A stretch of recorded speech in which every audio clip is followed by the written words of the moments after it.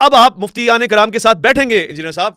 زور زبردستی کوئی نہیں ہے، مگر اب میری یہ خواہش بھی ہے، درخواست بھی ہے کہ 26 نومبر کو مفتی صاحب اور یہ ناچیز آپ کے پاس آ رہا ہے، مگر اس بار ہم آ رہے ہیں، ہم سب بیٹھ رہے ہیں، ایک طرف مفتی صاحب بیٹھ رہے ہیں، ایک طرف آپ بیٹھ رہے ہیں، 26 نومبر کو آپ اس کو مکالمہ کہہ لیں، مباحثہ کہہ لیں، مناظرہ کہہ لیں، جو اچھا نام آپ کو دینا ہے دے دیں، یہ ہو رہا ہے 26 نومبر سنڈے ہے، ایسا نہیں ہے کہ ہم آپ کو تکلیف دے رہے ہیں، ہم یہ کہہ رہے ہیں کہ جی ہم سیٹرڈے کو فرائیڈے کو آ رہے ہیں، انلیس آپ دروازے نہ کھولیں، انلیس آپ ہمیں اکیڈمی میں نہ آنے دیں۔ السلام علیکم ورحمۃ اللہ۔ سب سے پہلی اور بڑی اپڈیٹ یہ ہے کہ ایک بار پھر سے انجینئر صاحب اور اویس ربانی صاحب کے مابین مناظرے کے حوالے سے اختلافات شروع ہو چکے ہیں، اور اس بار تو اویس ربانی صاحب نے اعلانیہ اپنی ویڈیو میں یہ کہا کہ وہ 26 نومبر کو مفتی حنیف قریشی صاحب کے ساتھ انجینئر صاحب کی جہلم اکیڈمی میں تشریف لانے والے ہیں۔ جی ہاں، آپ نے بالکل صحیح سنا، چاہے انجینئر صاحب اس کے لیے راضی ہوں یا پھر نہ ہوں، 26 نومبر کو تو انجینئر صاحب کے ساتھ مناظرہ ہو کر ہی رہے گا۔ اویس ربانی صاحب کی ویڈیو کو پلے کرنے سے پہلے اس کنٹروورسی کا ہلکا سا پس منظر میں آپ سب کے سامنے رکھنا چاہوں گا۔ دراصل ہوا کچھ یوں کہ تقریباً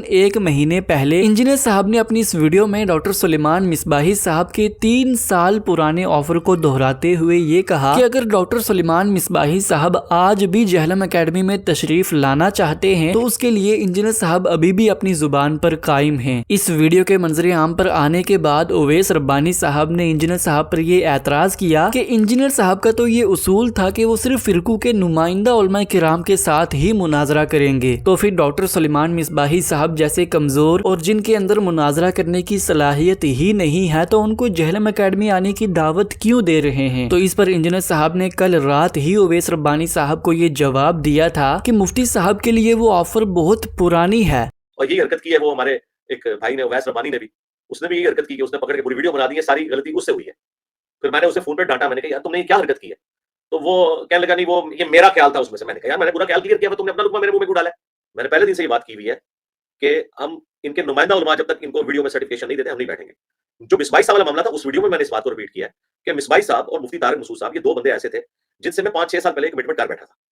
اور اس میں سے جو طارق مسعود صاحب والا ایپیسوڈ ہوا وہ تو آپ لوگوں کے سامنے ہے۔ تو مصباحی صاحب کو میں نے اس ویڈیو میں کہا تھا کہ چونکہ میں نے آپ سے پہلے اس زمانے میں ایک کمٹمنٹ کی ہوئی تھی لہٰذا میں آپ کو یہ فیور دیتا ہوں اس کمٹمنٹ کی وجہ سے، نہ کہ یہ کوئی نئی آفر دی ہوئی ہے۔ تو اسی پر اویس ربانی صاحب نے انجینئر صاحب کو ریسنٹلی جواب دیا ہے۔ انجینئر صاحب نے کہا آپ سمجھے نہیں، یہ پرانی ویڈیو ہے، میں نے ان کو کال پہ بھی کہا، یہاں بھی یہ بات کہہ رہا ہوں، پرانی اور نئی سے ہمارا تعلق ہی نہیں ہے، دروازہ کسی کے لیے پہلے کھلا ہے یا بعد میں کھلا ہے اس سے فرق نہیں پڑتا، دروازہ بند تھا، جو آپ نے کہا کسی کے نہیں کھلے گا وہ کسی کے لیے کھلا ہے، تو یہ کیا بات ہوئی کہ میٹھا میٹھا کھا کھا کڑوا کڑوا تھو تھو؟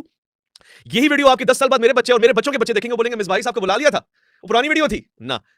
یہ غلط ہوا، اور اچھا ہوا کہ یہ غلط ہوا۔ اب آپ مفتیان کرام کے ساتھ بیٹھیں گے انجینئر صاحب، زور زبردستی کوئی نہیں ہے، مگر اب میری یہ خواہش بھی ہے، درخواست بھی ہے کہ 26 نومبر کو مفتی صاحب اور یہ ناچیز آپ کے پاس آ رہا ہے، مگر اس بار ہم آ رہے ہیں، ہم سب بیٹھ رہے ہیں، ایک طرف مفتی صاحب بیٹھ رہے ہیں، ایک طرف آپ بیٹھ رہے ہیں، 26 نومبر کو آپ اس کو مکالمہ کہہ لیں، مباحثہ کہہ لیں، مناظرہ کہہ لیں، جو اچھا نام آپ کو دینا ہے دے دیں، یہ ہو رہا ہے 26 نومبر سنڈے ہے، ایسا نہیں ہے کہ ہم آپ کو تکلیف دے رہے ہیں، ہم یہ کہہ رہے ہیں کہ جی ہم سیٹرڈے کو فرائیڈے کو آ رہے ہیں، انلیس آپ دروازے نہ کھولیں، انلیس آپ ہمیں اکیڈمی میں نہ آنے دیں، انلیس آپ ہم سے ناراض رہیں، جو مجھے نظر آ رہا ہے کہ اب آپ ناراض ہو جائیں گے، اللہ نہ کرے۔ میں ایک ایک مومنٹ کو اپڈیٹ کروں گا، 26 نومبر تک کراچی سے نکلتے ہوئے ویڈیو ڈالوں گا، جہاز میں جا کر مفتیان کرام کے دروازے پہ جا کے دستک دیتے ہوئے، اور انجینئر صاحب کے دروازے پہ جا کے دستک دیتے ہوئے اکیڈمی پہ، سارے معاملات عوام کے سامنے رکھنے کی میری آرزو ہے، میری خواہش ہے، اور مجھے بڑا یقین ہے جو اسٹوڈنٹس ہیں انجینئر صاحب کے وہ بھی اس میں ساتھ دیں گے۔ دیکھیے وہ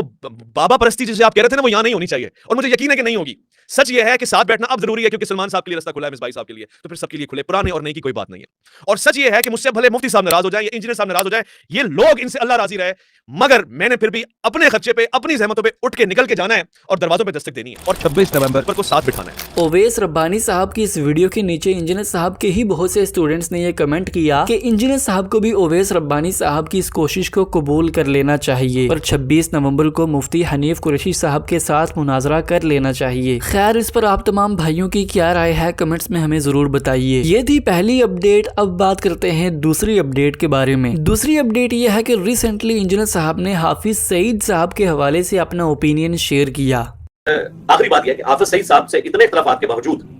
میں حافظ سعید صاحب کو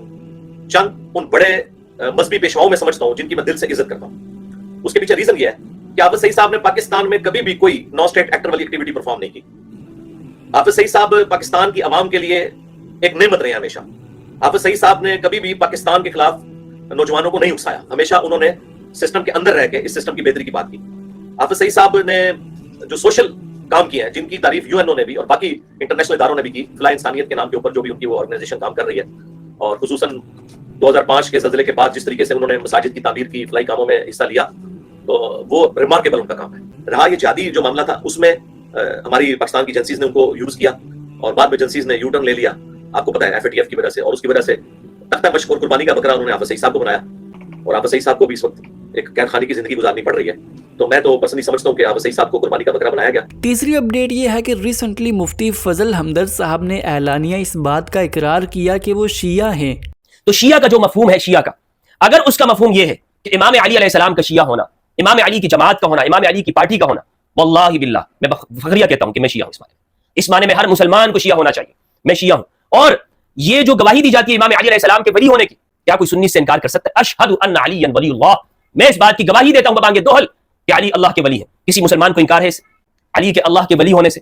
من کنت مولا فہذا علی مولا اللہم والی من والا وعاد من عاد، کوئی بھی اس سے انکار نہیں کرے گا۔ آج میں بھی پڑھتا ہوں یہ لا الہ الا اللہ محمد رسول اللہ اشہد ان علی ولی اللہ۔ دراصل بہت سے لوگ مفتی فضل ہمدرد صاحب پر یہ اعتراض کر رہے تھے کہ مفتی صاحب لوگوں کو شیعہ بننے کی دعوت دیتے ہیں، تو اس پر مفتی صاحب نے ان کو جواب دیتے ہوئے یہ کہا کہ علی ولی اللہ کا اقرار کرنے سے کوئی شیعہ نہیں ہو جاتا، اور سنت کی اتباع کرنے سے کوئی سنی بھی نہیں ہو جاتا۔ ہم سب کو شیعہ سنی اختلافات سے اوپر اٹھ کے خود کو مسلم کہنا چاہیے۔ یہ تھی تیسری اپڈیٹ۔ اب بات کرتے ہیں چوتھی اپڈیٹ کے بارے میں۔ چوتھی اپڈیٹ اسرائیل فلسطین کی وار کے حوالے سے ہے۔ ابھی تک کی رپورٹس کے مطابق اسرائیل کے حملے کی وجہ سے 7,000 فلسطینی مارے جا چکے ہیں، جن میں بچوں کی تعداد 3,000 کے قریب ہے۔ اور کل ہی کی ایک اور نیوز ہے کہ لیبیا جو ایک مسلم کنٹری ہے، اس نے بھی یہ اعلان کیا کہ وہ اب کسی بھی ایسی کنٹری کو آئل ایکسپورٹ نہیں کرے گی جو اسرائیل کی حمایت کرتی ہو۔ اب دیکھنا یہ ہوگا کہ لیبیا کے بعد کون سے ایسے مسلم ممالک ہوں گے جو لیبیا کی طرح آفیشلی آئل ایکسپورٹ پر بین لگائیں گے۔ یہ تھی آج کی ساری اپڈیٹس۔ ملتے ہیں اسی طرح کی نئی اپڈیٹس کے ساتھ، تب تک کے لیے اللہ حافظ۔